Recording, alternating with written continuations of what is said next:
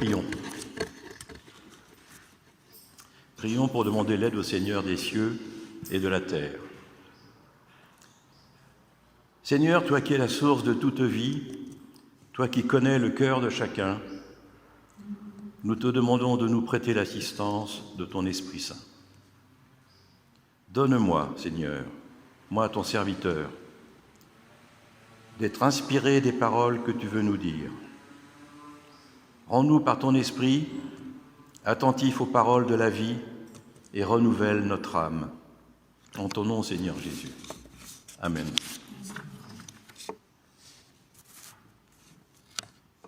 Alors nous méditerons ce matin, frères et sœurs, sur un texte de l'Évangile de Jean, au chapitre 2, versets 1 à 11.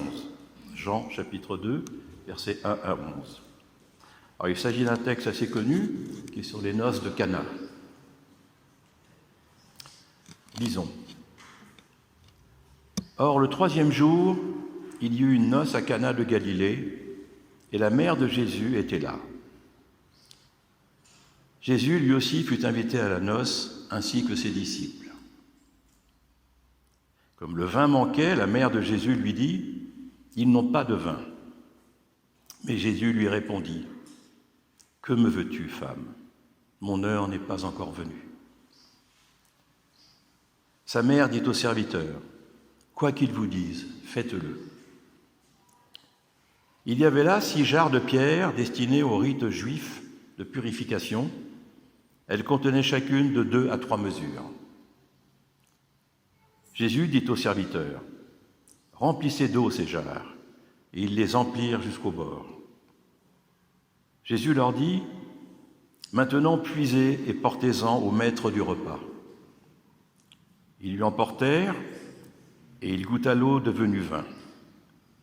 Il ne savait pas d'où elle venait, à la différence des serviteurs qui avaient puisé l'eau. Aussi il s'adresse au marié et lui dit « Tout le monde offre d'abord le bon vin, et lorsque les convives sont gris, le moins bon. Mais toi, tu as gardé le bon vin jusqu'à maintenant. » Tel fut, à Cana de Galilée, le commencement des signes de Jésus. Il manifesta sa gloire et ses disciples crurent en lui. Jusque-là, la parole de Dieu, qu'il vous bénisse à travers elle. Alors ce texte, on pourrait l'intituler, il y aura 2 thèmes qui vont ressortir, c'est l'alliance et l'abondance. Et donc, chers frères et sœurs, comme nous aurions aimé être aux noces de Cana, l'histoire ne nous dit pas qui étaient les mariés, mais quels chanceux ils étaient d'avoir Jésus, comme ça, parmi eux. Mais on se dit aussi qu'ils inconscients de ne pas avoir prévu suffisamment de vin. Le vin, c'est la boisson de la fête, de la convivialité. C'est la joie et la vie. Alors, à ce mariage, à Cana, heureusement que Jésus était là. Non seulement ce fut certainement un immense honneur pour les mariés de l'avoir parmi eux, bien entendu, mais sans lui, la fête aurait été moins belle. Mais plus encore, l'évangéliste Jean nous dit que c'est à cette occasion que Jésus accomplit son premier signe, son premier miracle. C'est là, à Cana, qu'a lieu le commencement des signes de Jésus. Ce récit célèbre le mystère de la vie bienveillante et simple, celle que nous aimons, celle de tous les jours, et qui nous éloigne de nos soucis, de nos pensées délétères, de nos idées sombres. Apprécions pleinement ces paroles. Commençons par évoquer l'auteur de ce texte pour mieux le comprendre. L'évangéliste Jean, selon la tradition, rapporte les faits, des événements qui se sont produits en réalité. Depuis les jours de Jean le Baptiste jusqu'au jour où le Seigneur Jésus est passé dans la gloire du Père. Il est écrit aux Actes, chapitre 1, versets 21 à 22. L'ouvrage se présente comme un témoignage. L'évangéliste parle de quelqu'un qui a vécu, qui est mort et qui est ressuscité. Nous ne sommes pas en présence d'un conte théologique. L'auteur a été considéré comme un témoin du Christ et c'est tout ce qui fait la valeur de ces livres. Observons plus en détail cette scène et nous verrons que dans ce texte, tout est symbole. Il y a une multitude de symboles dans ce texte. C'est d'une richesse extraordinaire. Nous sommes à Cana, en Galilée. Nous assistons à une réception à l'occasion d'une noce. Il s'agit probablement d'une réception assez somptueuse, en tout cas si on en croit les peintures qui en ont été faites autrefois. Chronologiquement, on se trouve 3 jours après. 3 jours après la promesse faite à Nathanaël. Pour mémoire, Nathanaël est un Galiléen devenu disciple de Jésus après lui avoir été présenté par Philippe. Ce personnage n'apparaît que dans l'évangile de Jean. Donc, 3 jours après, c'est-à-dire 7 jours après la scène de Béthanie, au-delà du Jourdain, où Jean baptisait. L'Évangile s'ouvre donc comme la Genèse, par une semaine qui aboutit le 7e jour à la première manifestation de la gloire de Jésus, à son premier signe, à son premier miracle. Mais c'est aussi le jour de la victoire de la vie sur la mort. Toujours, chaque jour, donc. Et pas n'importe quelle vie, une vie qui sait aimer, remettre debout, unir ce qui est désuni, guérir les blessures, faire rebondir les petits bonheurs. Puis on note la présence de la mère de Jésus et celle de Jésus lui-même, accompagné de ses disciples. Les principaux personnages du Nouveau Testament sont là. Cela marque l'importance de l'événement et des suites qui viendront. Le vin manque, et Marie le dit à son fils Jésus, et Jésus lui répond un peu sèchement. Sont là également 6 vases de pierre, des jarres, que Jésus ordonne de remplir d'eau. Les serviteurs sont là, ainsi qu'un ordonnateur, une sorte de majordome, auquel Jésus demande de servir les convives. Étonné, celui-ci s'exécute. L'eau est transformée en vin. C'est le premier signe de Jésus. Et puis enfin, il y a l'époux, dont on ne sait rien, et son épouse, qui n'est même pas mentionnée.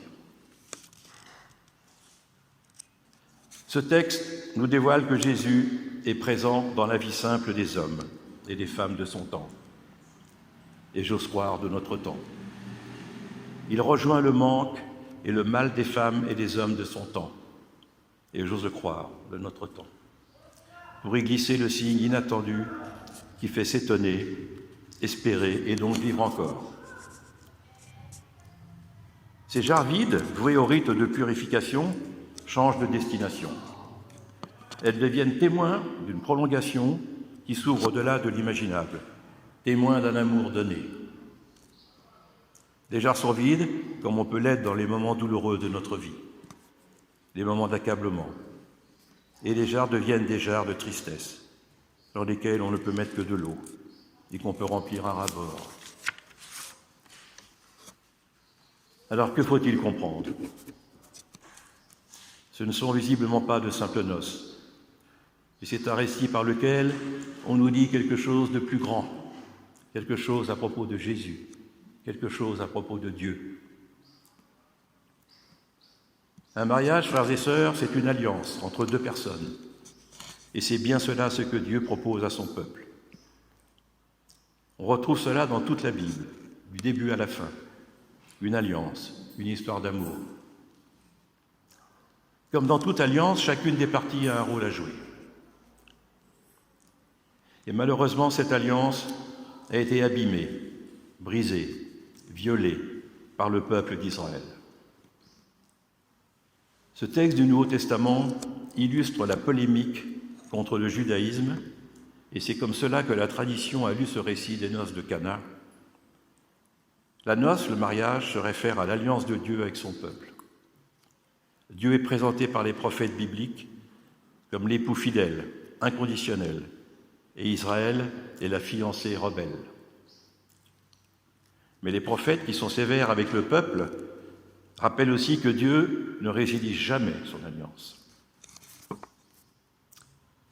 Or, à cette noce, il va manquer de vin. Ce manque peut signaler l'insuffisance du judaïsme à répondre à l'alliance. Un exégète a du reste noté qu'il n'y a que 6 jarres à la noce, 6 étant un nombre d'incomplétude, parce que c'est bien sûr, on attend le 7e. On se trouve là au fondement de la théologie chrétienne traditionnelle, qui a voulu montrer l'incomplétude de l'ancienne alliance pour démontrer la nécessité de la nouvelle alliance. Évidemment, comme dans toute histoire d'amour, on expérimente des hauts et des bas. Il peut y avoir des moments de manque et des moments de plénitude et de joie. Mais là où nous abandonnons facilement, Dieu ne désespère jamais. Il n'abandonne pas son peuple et annonce déjà dans l'Ancien Testament désirer renouveler cette alliance, la rendre parfaite. À Cana, dans la personne de Jésus, c'est cela qui est mis en marche, la promesse de Dieu de parfaire son alliance avec son peuple, de venir combler les manques. Un manque, c'est ce qui est vécu lors de ces noces et dont Marie fait part à Jésus. Il n'y a plus de vin. Arrêtons-nous un instant sur l'étonnante réponse de Jésus à sa mère. « Que me veux-tu, femme ? Mon heure n'est pas encore venue. » Une autre traduction dit « Femme, qu'y a-t-il entre moi et toi ?» Retenons la première. L'usage du mot « femme » n'implique aucune nuance d'irrespect.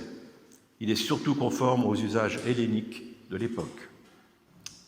On peut difficilement voir dans sa façon de s'adresser à sa mère une parole dure, puisque, souvenez-vous, il lui parle de la même manière sur la croix, comme évoqué dans Jean, chapitre 19, verset 26. La parole de la croix montre non seulement son évidente affection pour elle, mais reconnaît aussi sa place dans une communauté des croyants. L'Évangile veut peut-être nous dire que l'on passe à une autre dimension, au-delà du visible, de l'audible, au-delà de l'intelligible, un signe en quelque sorte. Et les voyants ne sont pas ceux qu'on croit. Ceux qui entendent ne sont pas ceux qu'on croit. Et ceux qui croient ne sont pas ceux qu'on croit. Développera plus tard l'évangéliste Jean. Revenons à notre texte. Excusez-moi.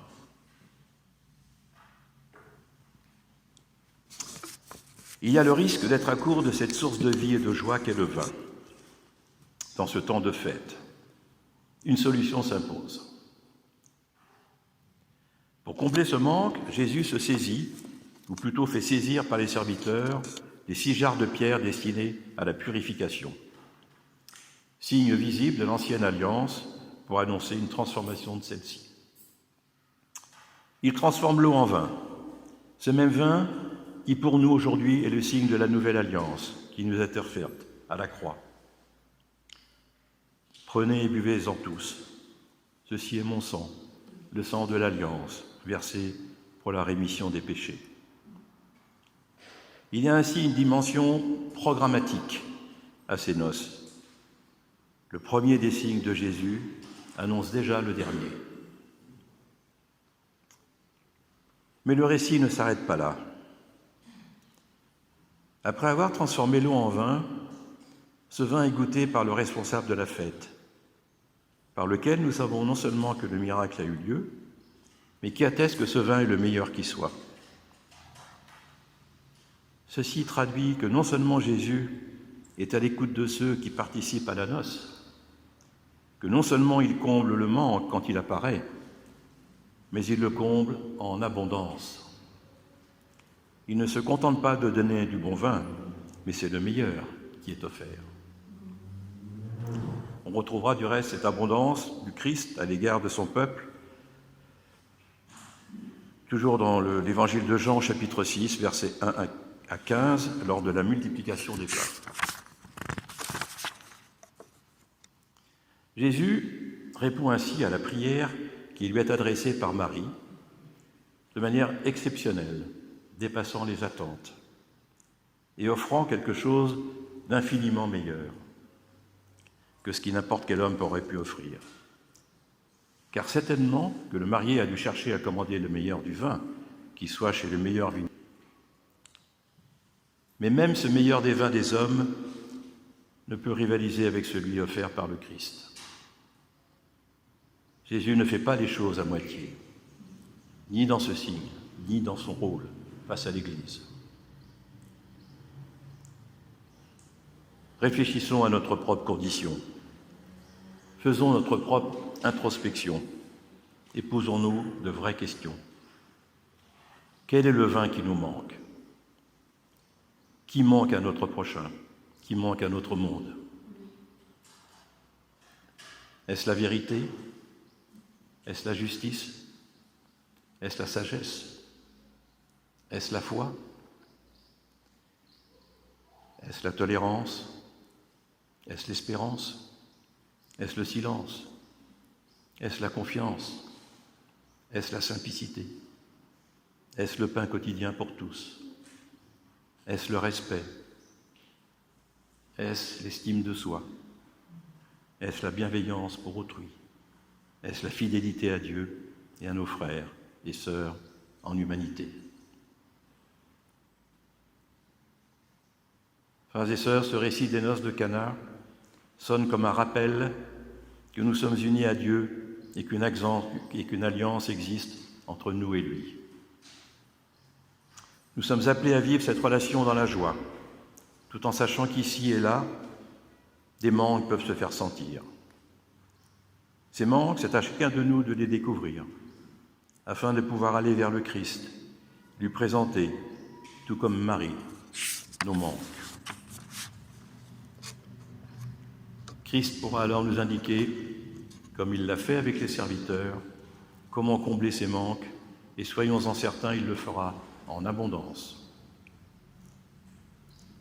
Nous voici donc invités à descendre au fond de la cuve, c'est-à-dire au cœur de notre cœur, dans le sein des saints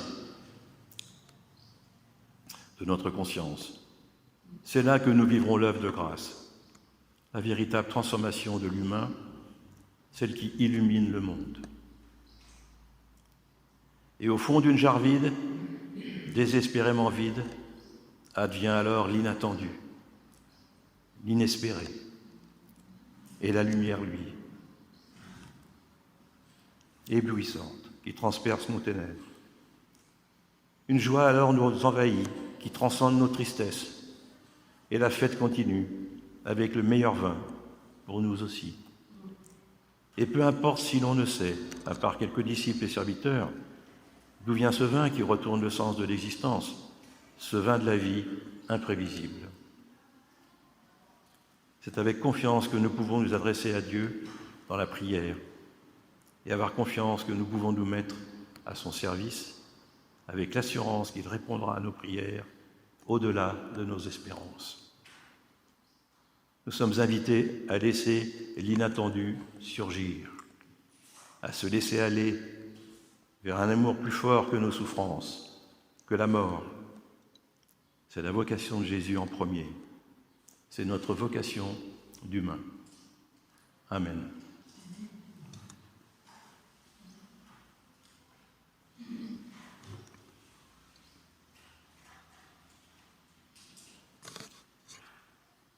Nous chanterons le cantique 303, Louange et gloire à ton nom. On peut se lever si vous le désirez.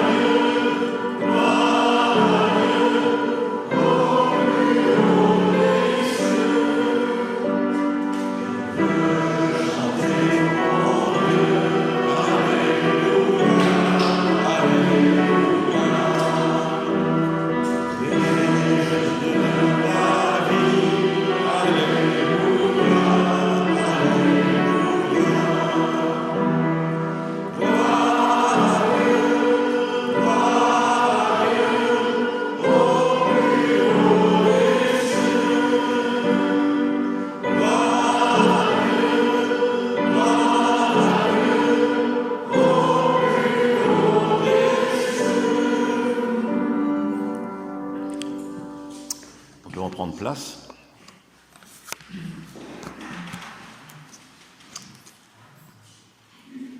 Prions.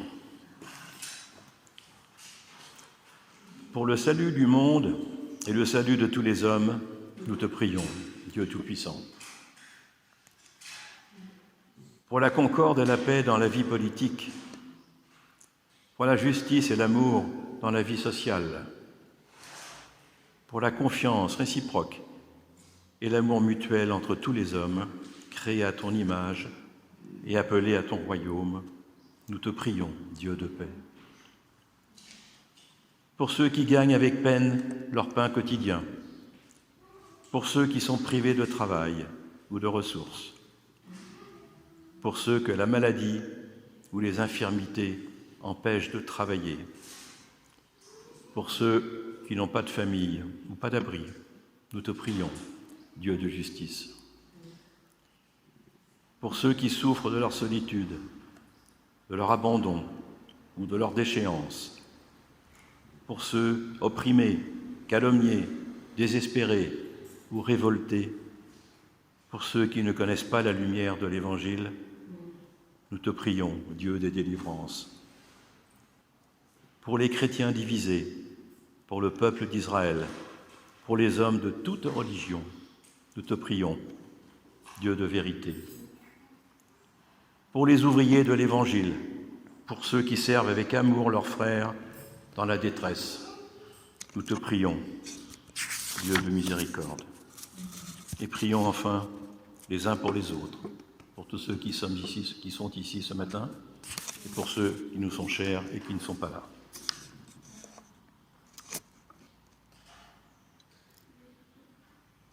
Avant de recevoir la bénédiction, prions à nouveau avec le Notre Père.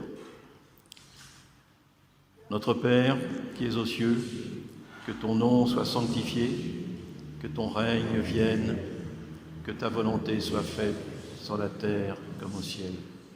Donne-nous aujourd'hui notre pain de ce jour. Pardonne-nous nos offenses, comme nous pardonnons aussi à ceux qui nous ont offensés. Ne nous induis pas dans la tentation, mais délivre-nous du mal, car c'est à toi qu'appartiennent, dans tous les siècles, le règne, la puissance et la gloire. Amen. Je vous invite à vous lever pour recevoir la bénédiction.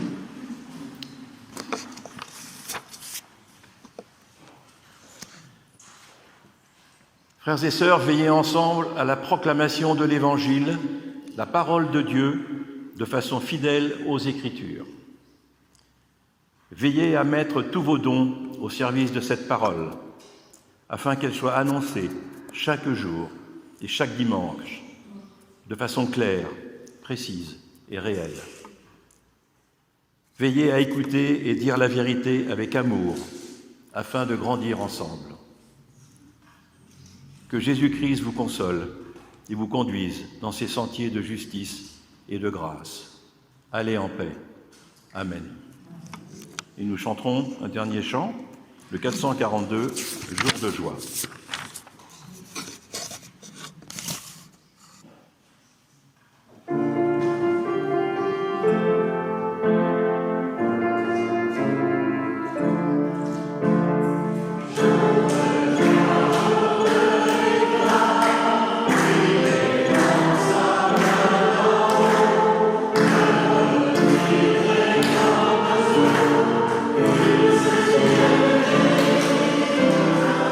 Yeah.